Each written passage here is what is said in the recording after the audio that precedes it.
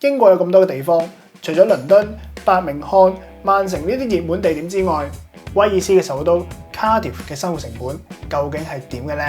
我喺 Cardiff 都生活咗2年啦，今年我決定繼續公開我每個月嘅使費，俾大家睇下倫敦以外威爾斯嘅首都 Cardiff 嘅生活成本係點嘅呢？同埋我今年嘅生活模式都有少少嘅改變，喺英國買咗我人生第一間屋。咁喺2025年，我每個月究竟要使幾多錢呢？ Hello， 大家好，我係 Matthew。我住咗喺 Cardiff 咧都2年啦。上年咧我就講過喺呢度生活要用幾多錢。我今年決定要繼續，因為我自己都好想知道呢一年嘅通脹係點嘅咧。同埋我今年咧就買咗我人生第一間屋，生活模式有少少嘅改變，我自己都想睇下今年使多咗幾多錢。咁所以今日我就嚟公開我2025年我喺英國每個月嘅固定同埋日常生活使費係幾多啦。戴翻個頭盔先，呢一個使費咧係我同我女朋友喂，我應該點樣稱呼你啊？唔知啊，你中意啦。OK， 咁叫住 Miss Chan 先啦。呢個使費咧就係我同 Miss Chan 兩個有工作嘅成年人嘅生活開支。我知每個人嘅生活開支咧都可以好唔同嘅，都只不過係想俾大家一個參考嘅啫。好，事不宜遲 ，Let's go。去片之前，唔知你可唔可以幫我一個忙呢？有90%睇緊嘅觀眾咧都係冇 subscribe 我嘅。你哋嘅 subscribe， 每一個 like， 每一個留言對我嚟講都係非常之重要。你撳咗 subscribe 之後，我一定會出盡全力拍多啲有趣又有質素嘅片俾大家睇。唔該你啊，你試下撳個 subscribe 掣啊！好，係咪撳咗啦？唔該晒你，我哋即刻去片。固定開支，固定開支就係我每個月都要俾嘅錢，個金額咧都唔會點樣浮動，每個月係咁多就係咁多噶啦。首先就係住屋，我哋之前咧就係住喺啱啱好出咗 Cardiff 外圍嘅一個鄉村小鎮，今年咧我就買咗屋，搬翻入 Cardiff。而家揸車入翻去 Cardiff 市中心翻工咧，大概就係19分鐘嘅車程。咁呢間屋咧，我係有做到 mortgage 嘅，咁咧每個月就係1508磅。詳細關於買屋啊、做 mortgage 咧，我會另外拍片再講嘅，咁就爭住大家先。Council tax 就係住喺英國每個月都要俾嘅稅。Council 咧就會用呢啲錢嚟幫你收垃圾啊，或者等你可以用到附近嘅 service， 例如圖書館。咁因為我搬咗屋 ，Council 都唔同咗，所以今年嘅 Council tax 咧就係200磅一個月啦。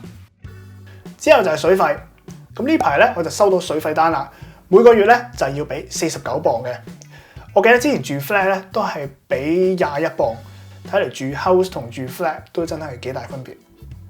之後就係電費，咁電費暫時每個月平均就係45磅。我一個星期咧就有2日都會喺屋企 work from home， 咁所以可能就會貴咗少少啦。而煤氣費咧就係39磅。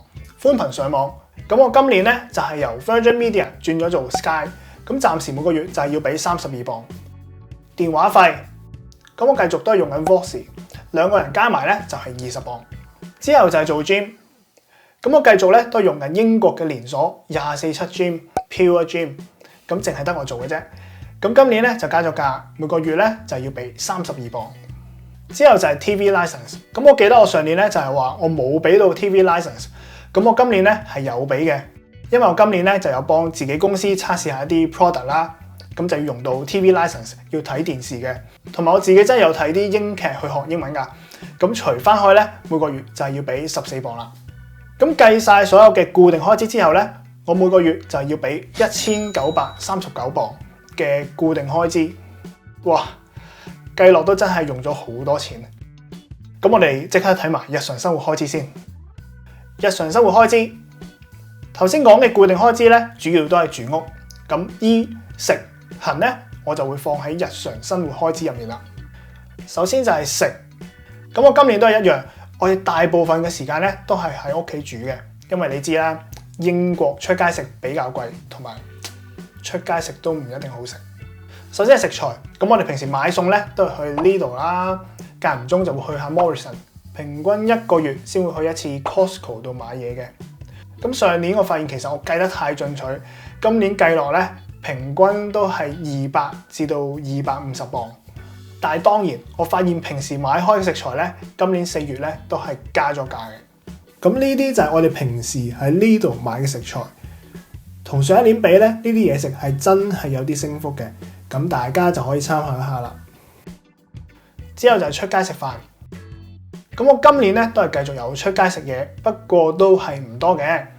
通常都係同同事飲嘢啊，同鄰居飲咖啡，繼續都會去下朋友屋企食飯。每個月出街食飯嘅金額咧就係100至到150磅。咁食方面咧加埋就係400磅啦。之後就係衫褲鞋襪。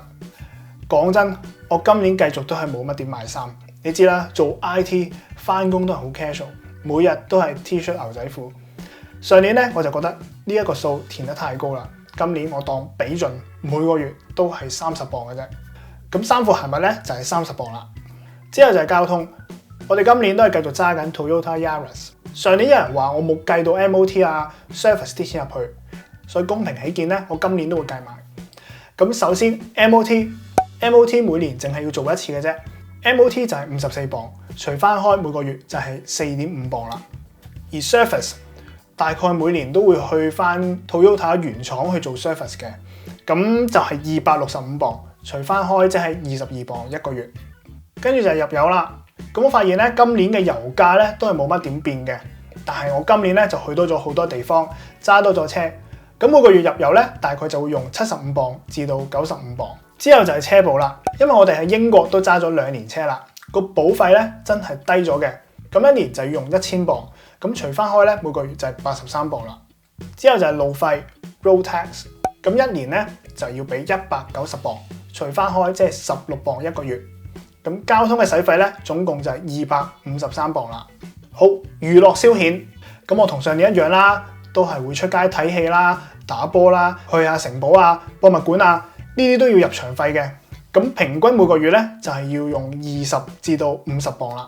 咁我就攞個最高嘅數啦。咁每個月嘅娛樂消遣咧就要用50磅啦。咁計晒以上所有開支咧，我嘅日常生活開支就係733磅。好啦，咁固定開支1939磅，加埋日常生活開支733磅啦，咁總數咧就係2672磅，平均每個人就係用1336磅。我記得之前平均每個人就係900磅嘅啫。計完之後咧，其實今年嘅通脹都算係正常嘅升幅，大概都係3.幾%。只係我今年嘅生活模式有少少嘅改變，買咗屋，做咗 mortgage。所以最主要嘅升幅都係住屋方面，由之前嘅月租900磅，去到今年每個月嘅 mortgage 1500磅。咁其餘嘅日常生活開支咧，其實分別都唔大嘅，因為我哋繼續都係本住應使則使嘅原則，冇專登降低我哋嘅生活品質。咁拍呢條片咧嘅目的，其實都想俾大家知道，2個成年人住喺 Cardiff 3房嘅半獨立屋，每個月嘅生活開支係幾多嘅啫。唔知大家覺得 Cardiff 嘅生活成本貴唔貴呢？歡迎喺下面留言，分享下你哋喺其他地方，例如曼城啊、倫敦嘅生活使費啊！好多謝大家睇到呢一度，走之前記住要 comment、like、share、subscribe， 同埋撳埋隔離個鈴鈴，咁我每一次出新片嘅時候咧，你就會成為第一批觀眾噶啦。我係 Matthew，我哋下次見啦，拜拜。